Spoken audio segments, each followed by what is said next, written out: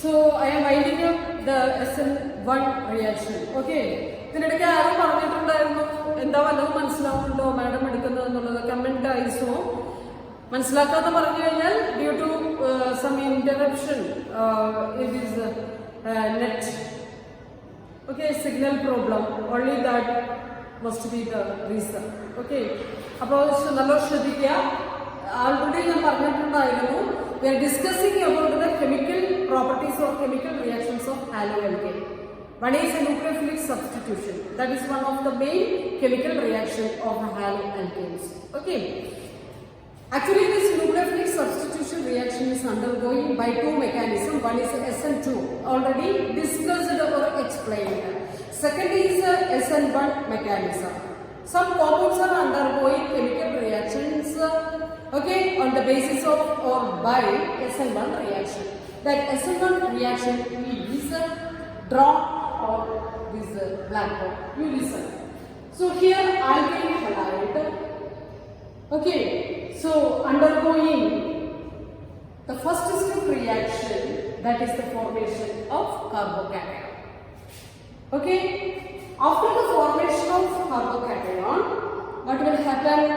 This carbocation will attach with or combine with this nucleophile that is negatively charged that species. Okay, this step is very fast. So we will get a product immediately. Okay, and its best example is that once again I am telling this SN1 mechanism is undergoing by two steps. First step is very slow step, second step is faster. In first step, what is undergoing? That is the formation of carbocation. In second step, this carbocation will combine with the nucleophile to form product. Only this much. Okay, it is clear. SN1 reaction is over. This is one of the best example for this SN1 mechanism. Okay, tertiary halide is undergoing this slow reaction, that is step 1 reaction to form carbocation, and this halogen atom will be removed from here. Okay, and after the formation of this carbocation, it will react with the nucleophile. This is nucleophile, that is OH minus, and will get this product. Okay, this product will be formed very soon. So, what are the factors influence this SN1 and SN2 mechanism? Okay, first one factor is structure of alkane halide. Generally, primary alkane halides react by SN2 reaction. That is SN2 mechanism. We know primary, secondary and tertiary. This primary will show higher degree of this interest towards this SN1 mechanism, and tertiary alkane halide 2-halo, that is 2-chloro, 2-methyl propane. Okay, you are familiar of that example for tertiary alkane halide. Okay, these tertiary alkane halides will show more interest towards SN1 reaction. Okay, and secondary alkane halide will be very interested towards both the mechanism, that is SN1 and SN2. So the structure of alkane here, structure means whether it is primary, secondary, tertiary. Depend upon this structure, they will undergo chemical reaction by this SN1 or SN2 mechanism. Okay, once again I am telling you these primary alkane halides will undergo their chemical reaction by this SN2 mechanism. Tertiary will be by SN1 reaction. What about the secondary alkane halides? Secondary alkane halides will undergo the chemical reaction by both the mechanism. On the basis of this both the reaction, that is the SN1 as well as SN2 reaction. And the second factor influencing this mechanism, that is nature of electronucleophile, not electrophile, nature of nucleophile. If the nucleophile is very strong, like hydroxide, OH negative. Okay, OH negative is a nucleophile. It is a very strong nucleophile, so it favors SN2 mechanism. Okay, SN2 mechanism. While weak nucleophiles like H2O or ROH, that is alcohols, methanol, ethanol, etc., they favor SN1 mechanism. Please note it, please write down. So second factor is over. Third factor, nature of solvent. We know two types of solvents are there. One is polar solvent, another is non-polar solvents. So higher the polarity of this solvent, we know higher polar natured solvent is water. So if the solvent has more polarity, so greater will be the tendency of the alkyl halide to undergo SN1 mechanism. You see, high polar natured solvents will show greater tendency towards, greater interest towards this SN1 mechanism. And as well as halogen atom has also an important role. The nature of halogen atom does not have any influence on SN1 or SN2. Whatever the mechanism doesn't matter. Instead of this Cl, Br may come, sometimes Cf may come, sometimes Cl may come. So the nature of halogen atom does not affect these mechanisms, that is SN1 or SN2 reaction. Okay.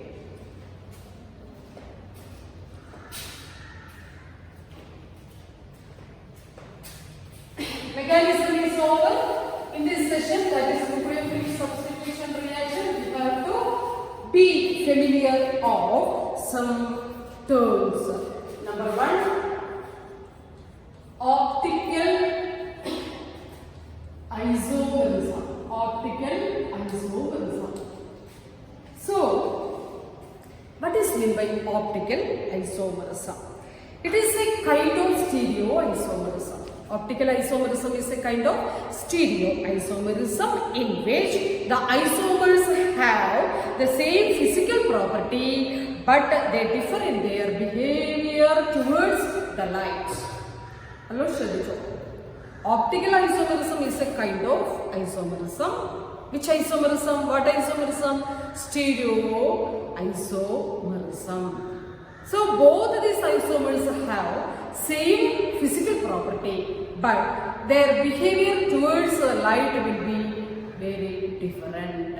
So this phenomenon is called optical isomerism, and these isomers are called optical isomers. So these optical isomers are the stereo isomers actually. It is a kind of stereo isomers in which they have both have same physical property, but the behavior towards the light will be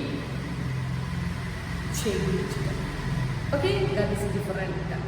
Optical, it is related to vision or light or lens or whatever. You know, the Polo opticals, Janata opticals. So showrooms will be in your township named as different in different names. So, optical means related to light or related to vision or related to this lens, etc. So write down optical activity. So optical activity. So to explain this isomerism, to explain this phenomenon, I have to introduce two things, that is two terms. One is plane polarized light. Plane polarized light and optical activity. What is meant by plane polarized light? You know, the in nature, the one and only source of light is sun. The visible light rays are coming from the sun towards the earth through the space, that is vapor. When the beam of light, the visible light comes towards the earth, it undergoes vibration. It vibrates in all directions. Okay, so when this light ray propagates it under visible light, I am explaining only about this visible light. When it travels from this sun towards the earth through the vacuum or through the air, it vibrates in all direction. Okay, so when the beam of light, visible light coming in its path, if you are keeping a Nicol prism, Nicol prism is a special type of prism made up of crystalline calcium carbonate. ഞാനിങ്ങനെ ഇങ്ങനെ ഊന്നി ഓരോ കാര്യങ്ങൾ പറയുന്നത് so online ക്ലാസ്സിന് ചില have some certain limitations അല്ലേ. അപ്പം അത് ഇങ്ങനെ ഞാൻ റിപ്പീറ്റ് ചെയ്ത് മനസ്സിലാവാൻ വേണ്ടിയിട്ടാണ്. If you are sitting in front of me വലിയ പ്രശ്നം ഉണ്ടാവില്ല. സോ ഞാൻ വളരെ കോൺഷ്യസ് ആണ് whether you are understanding or not, whether you are getting me or not. So I am all conscious sometimes about that. Appo during the class somebody is sending statement മനസ്സിലാവുണ്ടോ, ആർക്കെങ്കിലും മനസ്സിലാവുണ്ടോ എന്നൊക്കെ ആരോ ചോദിച്ച പോലെയൊക്കെ തോന്നിയിട്ടുണ്ട്. So you have to clear it. Okay, you can call me personally, എന്താണ് അവിടെ സംഭവിക്കണം എന്നുള്ളത്. ഓക്കെ, അപ്പം this light of Nicol prism is a special prism made up of crystalline calcium carbonate. Okay, when the visible ray of light comes on that path, if you are keeping this Nicol prism, what will happen, you know, this vibration will be stopped in all direction. The vibration in all direction, that thing will be stopped.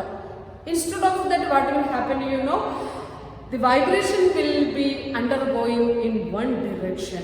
One direction means it will become in one alignment and starts its rotation. That is why I told you optical isomerism is a type of stereo isomerism. That is, it rotates in two directions.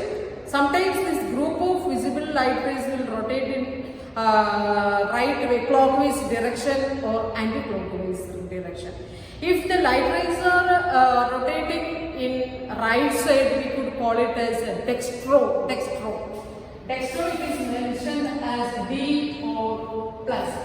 Sometimes this group of light rays will rotate in towards the left side. So we could mention it as LEVO or minus. It is represented by LEVO or minus. Okay, so I will explain this. Actually, no need of explanation of this plain polarized light, but you have to know, you must know how this phenomenon is happened by a Nicol prism. Okay, this is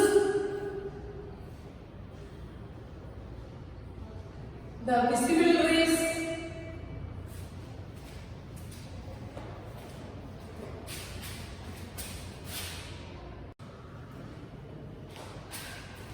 To explain, dear children, to explain optical isomerism, we have to go through this plane polarized light. What is meant by plane polarized light? A beam of ordinary light, okay, light waves vibrates in all planes when it comes from the source of light, that is from sun. When we keep a Nicol prism that is made up of calcium carbonate crystal on the way of this ordinary light, what will happen?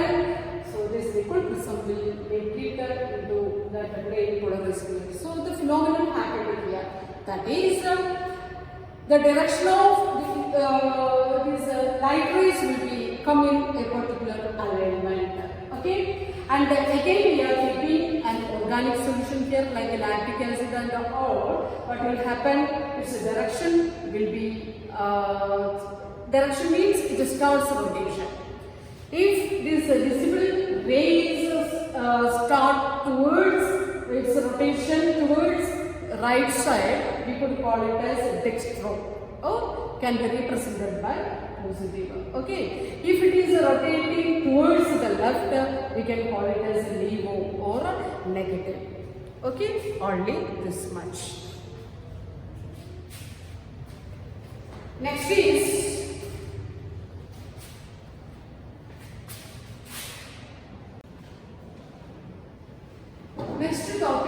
next term is molecular asymmetry and chirality. Chirality sometimes we can pronounce like chirality. Chirality or chirality. You see, when we study the structure of optically active compounds, we could observe that some compounds are, some of them are chiral or achiral. So, a molecule or an object is said to be chiral or disymmetric. It is not superimposable on its mirror image. You see, the mirror, this thing is represented as mirror. When you show the letter B in front of a mirror, you will get this image. It is not superimposable. This is a real letter is P, so its mirror image is just ulta. That is why we call it non-superimposable. So we could call it as this compound. Suppose P is a compound, it is chiral. Disymmetric, its mirror image is different. That is why it is non-superimposable. But in the case of A, when you show the letter A in front of a mirror, its image will be A. It's like that. So there is no change. So we could call it as superimposable. If the mirror image is same as that of that object, it is called as superimposable. It is achiral or non-disymmetric. Okay, so this is the difference between chiral and achiral. Mirror image will be different in the case of some compounds. In other words, we could tell that some compounds are having optical active nature and they are having the characteristic properties like chirality or achirality. Okay, superimposable or not superimposable. Superimposable means their mirror image will be same as their original image. So now superimposable letters are present in our alphabets. Which are they? I will be there, W will be there, X will be there. Am I correct? T. So you could forward so many examples for superimposable these letters from the alphabet. Non-superimposable objects or compounds are having this property, that is chiral properties. They are having the characteristic property, that is chirality. Chirality, they will be symmetric. In another word, we could call them as a disymmetric. Okay, only this much. You see, what would be the reason for this chirality? Sometimes you may think maybe the presence of different atoms in that centralized carbon atom. This is one of the examples for the compound who has this chirality, the property chirality. So, this central carbon atom is attached with 4 types of groups, 4 types of functional group. Okay, alkyl group, ethyl group, fluoro, and hydrogen. And these 4 bonds are directed towards into 4 angles.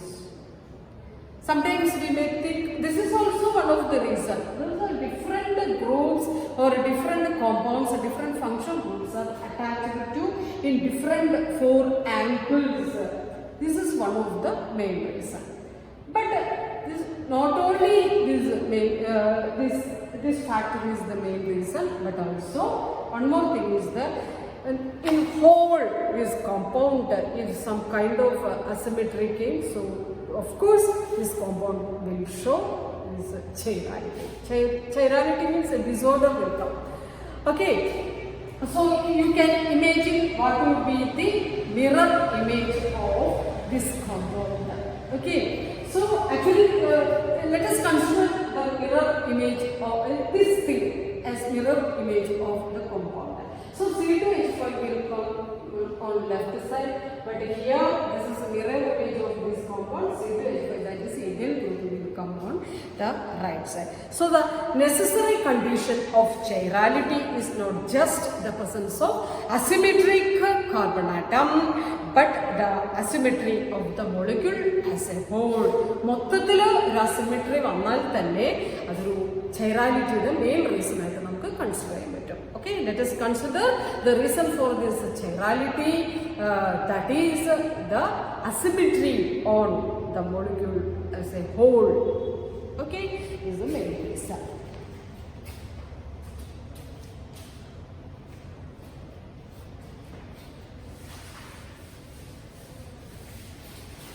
Next term is, it's getting finished. So you may feel sometimes this chapter is a little difficult. Sometimes you may not get properly the things. The reason is that actually these terms will come in application style in some other questions. I will introduce some questions from these terms. How these terms are going to implement in questions later I will explain. Enantiomers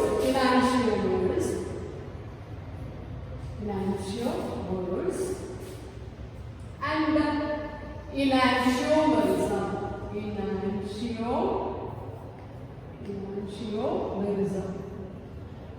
Enantiomerism. Okay. Enantiomers and